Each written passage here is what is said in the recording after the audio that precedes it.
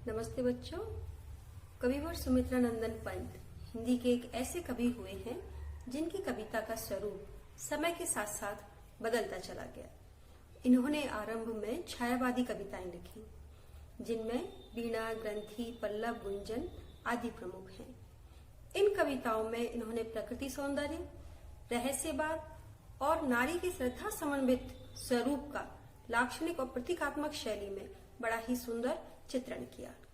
इनकी रचना पल्लव को छायावाद का मैनिफेस्टो यानी घोषणा पत्र तक कहा जाता है। उसके बाद इनका रुझान प्रगतिवाद की ओर बढ़ा और ये कल्पना के इंद्रधनुषी लोक से निकलकर यथार्थ की ठोस भूमि पर आ गए। इन प्रगतिवादी रचनाओं में युगांत, युगवाणी, ग्राम्या आदि प्रमुख हैं। इन कविताओं का विषय गरीबों के प्रति सहानुभूति, उन्हें न्याय दिलाना, पूंजीपति वर्ग का विरोध करना, पूंजीपति वर्ग के अन्याय, अत्याचार, शोषण का विरोध करना और सामाजिक कुरीतियों, सामाजिक विडंबनाओं का पुरजोर विरोध करना इनकी कविता का विषय रहा। उसके बाद इनकी रुचि अंतः चेतनावादी कविताओं की ओर बढ़ी, जिन पर अरविंद दर्शन का साफ प्रभाव हमें दिखाई देता है।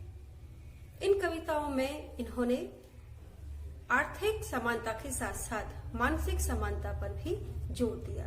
स्वर्ण किरण और स्वर्ण धूलि इनकी इसी तरह की रचनाएं हैं, जिनमें इन्होंने त्याग, तपस्या, श्रद्धा, प्रेम, दया, करुणा आदि मानवीय गुणों को कविता में अपनाने का। सुमित्रा नंदन पंत ने नव मानवतावादी युग पर भी कविताएं लिखी।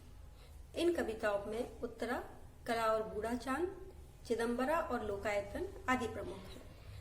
चिदंबरा नामक कविता संग्रह पर इन्हें साहित्य का सर्वश्रेष्ठ पुरस्कार ज्ञानपीठ पुरस्कार दिया गया था। इसी तरह से लोकायतन महाकाव्य पर भी इन्हें साहित्य अकादमी पुरस्कार मिला। देखिए, सुमित्रा नंदन पंत को शब्द शिल्पी माना जाता है, क्योंकि ऐसा माना जाता है कि ब्रज भाषा ने मध्यकाल से लेकर आज तक जो चारुता, जो प्रांजलता, जो कोमलता प्राप्त की, वह पंत जी ने खड़ी बोली को महज 25 से 30 वर्षों में प्रदान कर दी। यानी सुमित्रा नंदन पंत ने खड़ी बोली को इतना अधिक समर्थ, इतना अधिक योग्य बना दिया भावाभिव्यक्ति के लिए कि भावों की सहज अभिव्यक्ति होने लगी और संप्रेषणीयता काफी बढ़ गई थी। तो इस परिप्रेक्ष्य में भी सुमित्रा नंदन पंत का बहुत ही योगदान माना जाता है। नमस्ते। तो शुरू करते हैं पंत जी के ग्राम्य संकलन से ली गई कविता संध्या के बाद, जिसमें एक ओर ग्रामीण जनजीवन का बड़ा ही यथार्थ चित्रण किया गया है, तो दूसरी ओर गांव के लोगों के मन में उत्पन्न होने वाली कशमकश और दुविधा को भी यहाँ पर शब्दों में बांधने का प्रयास किया गया है। सिमटा पंग सांझ की लाली जा बैठी अब तरु शिखरों पर, ताम्रपर्ण पीपल से शतमुख झरते चंचल स्वर्णिम निर्झर। देखिए, सूर्य अस्त होने वाला है और संध्या के समय में संध्या रूपी पक्षी अपने पंखों को समेटकर लालिमा के साथ कहाँ जा बैठा है? वृक्षों की फुनगियों पर। यानी अब जो लालिमा है वह वृक्ष के ऊपरी हिस्से पर, वृक्ष की फुनगियों पर दिखाई दे रही है। सूर्यास्त होने वाला है। ताम्रपर्ण पीपल से, और पीपल के जो पत्ते हैं, पर्ण यानी पत्ते, पीपल के पत्ते ताम्रवर्णी दिखाई दे रहे हैं। तांबा जो धातु होती है उसकी तरह से पीपल के पत्ते दिखाई दे रहे हैं, क्योंकि उन पर सूर्य का प्रकाश पड़ रहा है। शतमुख झरते चंचल स्वर्णिम निर्झर, और इन्हीं पीपल के पत्तों के समान सैकड़ों मुख वाले चंचल सुनहरे झरने बह रहे हैं। यहाँ पर जो स्वर्णिम सुनहरे जो झरने हैं वो सुनहरे इसलिए कहा गया है क्योंकि सूरज का उन पर प्रतिबिंब पड़ रहा है, सूरज की किरणों का, और चंचल क्योंकि वो निरंतर बह रहे हैं, चंचल स्वभाव के हैं। शतमुख इसलिए कहा गया है कि पर्वतों पर जो झरने बहते हैं वो एक नहीं है, बल्कि जगह जगह से पानी बह रहा है, तो सैकड़ों मुख वाले, और उनको उपमा दी गई है पीपल से, क्योंकि हमने पीपल के पत्ते देखे हैं। पीपल के पत्ते इस तरह से नीचे तक लटके हुए होते, तो ऐसा लग रहा है जैसे पीपल के तांबे के वर्ण वाले पत्तों के समान सैकड़ों मुख वाले सुनहरे झरने चंचल होकर के बह रहे हैं। ज्योति स्तंभ सा धंस सरिता में सूर्य क्षितिज पर होता ओझल। सूर्य जो है क्षितिज पर, क्षितिज जहां धरती और आकाश एक साथ मिलते हैं, तो सूर्य क्षितिज पर अस्त होने वाला है, ओझल होने वाला है। और उस समय सूरज का प्रतिबिंब सरिता में, नदी में पड़ रहा है। तो नदी पर जब सूरज का प्रतिबिंब दिखाई दे रहा है नदी के अंदर, तो ऐसा लग रहा है जैसे एक प्रकाश स्तंभ उस नदी में धंस गया है, क्योंकि सूरज का जो प्रतिबिंब है वो नदी के पानी में दिखाई दे रहा है। तो सूर्य वैसे तो गोल है, लेकिन जब उसका प्रतिबिंब देखते हैं तो वो एक लंबा सा दिखाई देता है।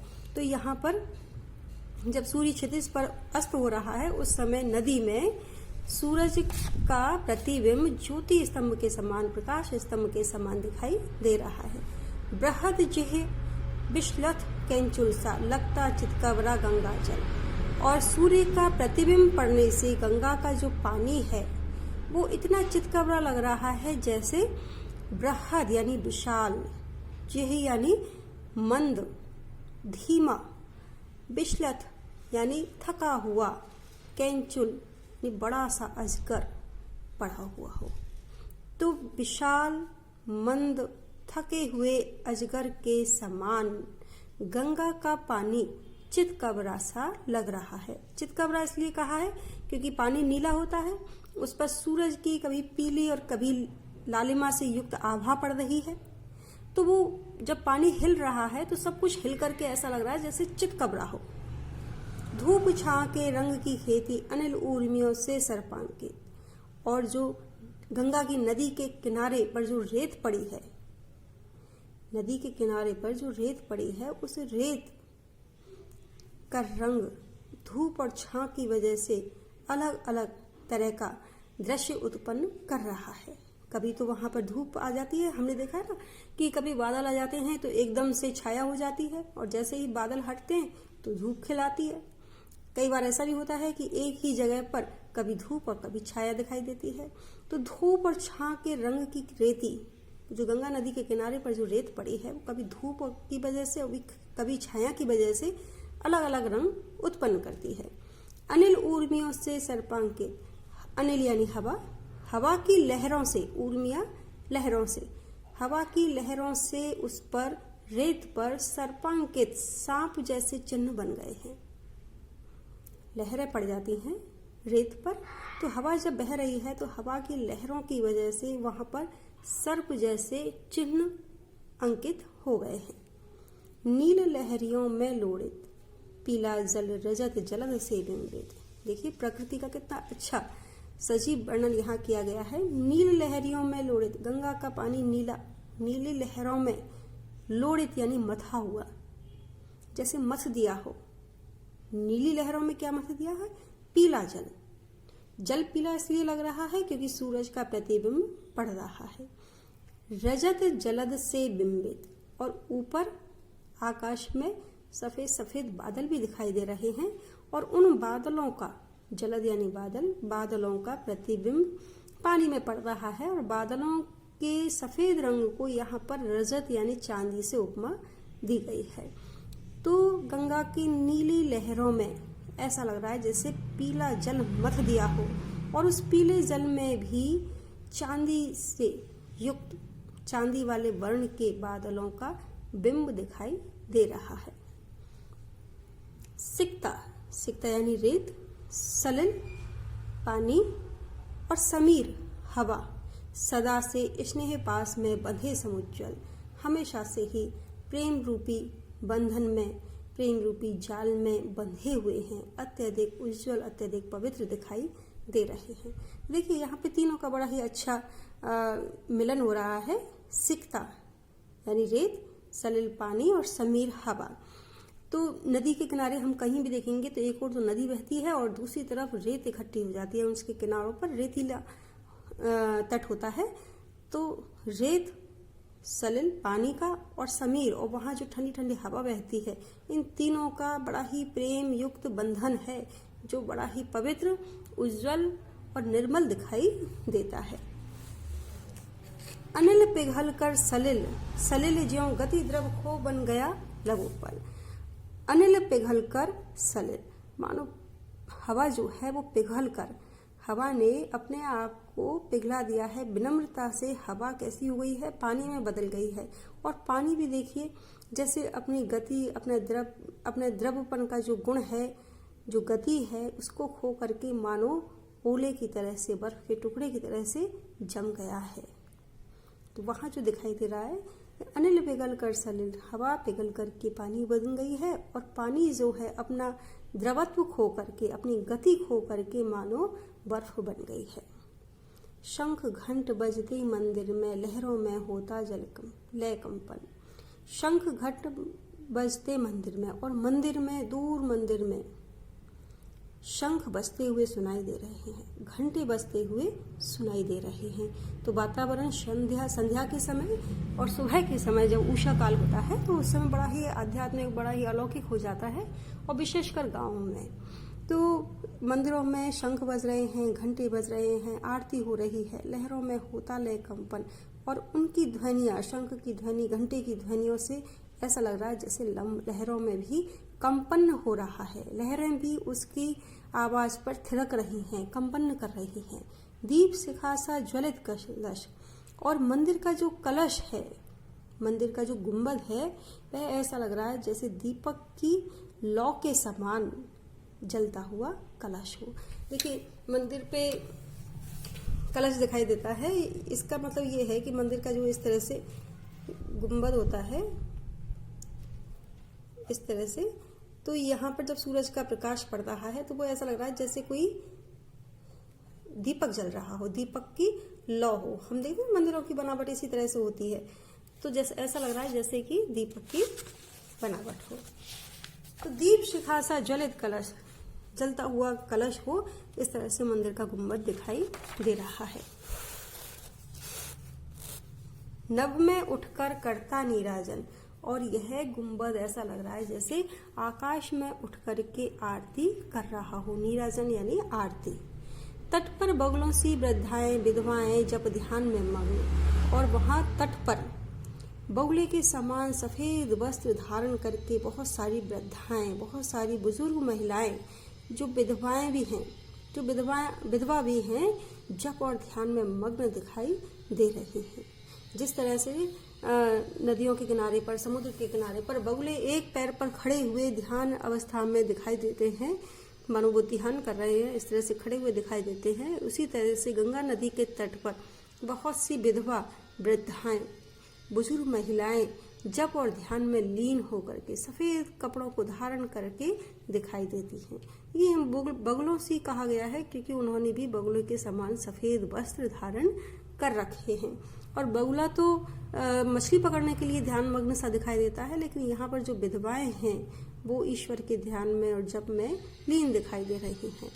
मंथर धारा में बहता जिनका अदृश्य गति अंतर रोदन, और बहुत ही धीमी धीमी धारा में, नदी की धीमी धीमी धारा में ऐसा लग रहा है जैसे इन विधवा स्त्रियों का अदृश्य, जो किसी ने कभी महसूस ही नहीं किया, जो किसी को कभी दिखाई ही नहीं दिया, ऐसा अदृश्य उनका अंतर रोदन, उनके हृदय का रोदन, उनके हृदय का दुख, हृदय का दर्द, उनका जो परिस्थितियों की वजह से जो टूट चुकी हैं, जो किसी के सामने अपना दुख दर्द कह नहीं सकती, ऐसा लग रहा है इस पानी में उनका सारी व्यथा, सारा दुख बह रहा है, उसे मानो गति मिल गई है। तो गंगा की धारा में मानो उनका बहुत दुख है, जो व्यथा है वह भी बहती हुई जा रही है। अंतर यानी हृदय। दूर तमस रेखाओं सी उड़ती पंखों की गति सी चित्रित सौन खगों की पाती, आद्र ध्वनि से नीरव नभ करती मुखरित। सौन खगों की पाती और सौन पक्षियों की पंक्ति, ऐसा लगता है पक्षियों को सौन, यहाँ पे सूरज की प्रतिबिंब पड़ रहा है इसलिए स्वर्ण पक्षी के रूप में सौन पक्षी कहा गया है। तो उनकी जो आर्द्र ध्वनि है, नम ध्वनि है, जब वो चहक रहे हैं तो उनकी जो नम ध्वनि है वो भी नीरव यानी शांत आकाश को मुखरित कर रही है। और वो उड़ते हुए कैसे लग रहे हैं, दूर आकाश में तमस रेखाओं से, अंधकार की रेखाओं के समान पक्षियों का रंग हम देखते हैं सलेटी सा होता है अधिकतर, तो दूर अंधकार की रेखाओं के समान उड़ती पंखों की गति सी चित्रित, ऐसा लग रहा है जैसे किसी ने चित्र बना दिया हो उन उड़ते हुए पंखों वाले पक्षियों की गति का भी। यानी वो उड़ रहे हैं लेकिन उनकी जो उड़ने के बाद में जो स्थिति है, जो बनावट है, वो एकदम से स्थिर सी लगती है, बस स्थिर कोई चित्र आगे बढ़ता जा रहा है। हम सभी जानते हैं कि एक पक्षी आगे नेतृत्व करता है और बाकी के पक्षी एक धनुष के आकार में आकाश में उसके पीछे पीछे उड़ते हैं। तो उनकी जो पंखों की जो गति है उसको भी मानो किसी ने चित्रित कर दिया है, चित्रांकित कर दिया है। इस तरह से अंधकार की रेखाओं के समान उन स्वर्ण पक्षियों की पंक्ति दिखाई दे रही है जो अपनी नम ध्वनि से